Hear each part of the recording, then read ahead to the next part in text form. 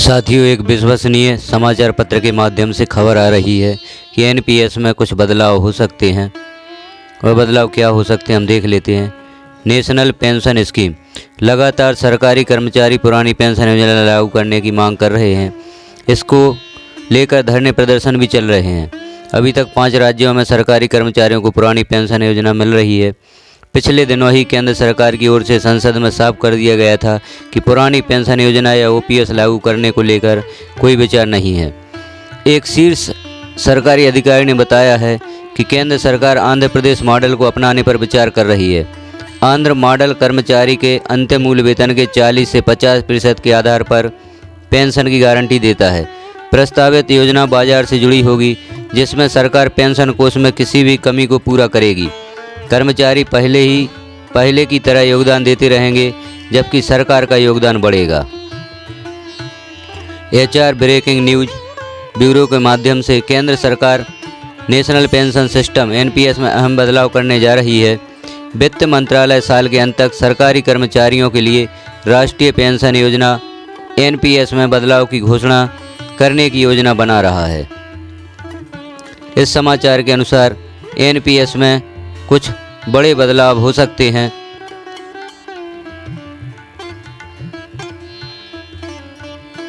वित्त मंत्रालय के शीर्ष अधिकारी ने कहा, नई योजना की घोषणा साल के अंत तक की जाएगी। समिति योजना के तौर तरीकों पर काम कर रही है, जो मुख्य रूप से आंध्र प्रदेश मॉडल पर आधारित है। ये बाजार से जुड़ा होगा और केंद्र यह सुनिश्चित करेगा कि पेंशन भोगियों को उनके अंतिम वेतन का कम से कम 40 से 50% मिले।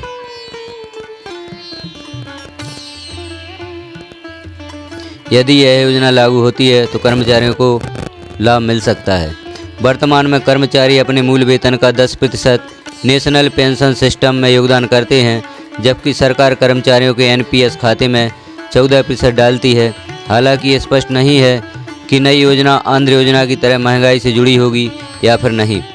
आगे उम्मीद है कि वित्त सचिव की अध्यक्षता वाली समिति अपनी आगामी बैठक में इस पर चर्चा कर सकती है।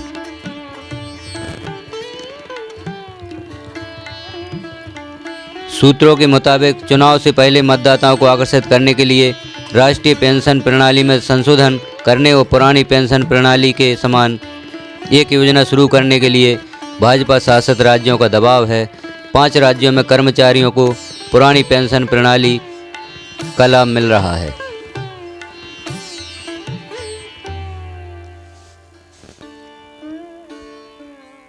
आगे देख लेते हैं क्या समाचार मिल रहा है।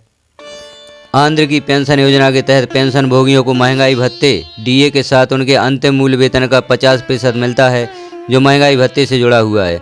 राष्ट्रीय पेंशन प्रणाली के नियामक, पेंशन फंड नियामक और विकास प्राधिकरण के पास उपलब्ध आंकड़ों के अनुसार राष्ट्रीय पेंशन योजना के प्रबंधन के तहत 9 लाख करोड़ रुपए की संपत्ति में राज्य और केंद्र सरकार के कर्मचारियों की हिस्सेदारी 79% है। इस प्रकार हमने देखा केंद्र सरकार भी ओपीएस की तरह ही कोई योजना बनाने पर विचार कर रही है। इसका लाभ आगे चलकर मिल भी सकता है।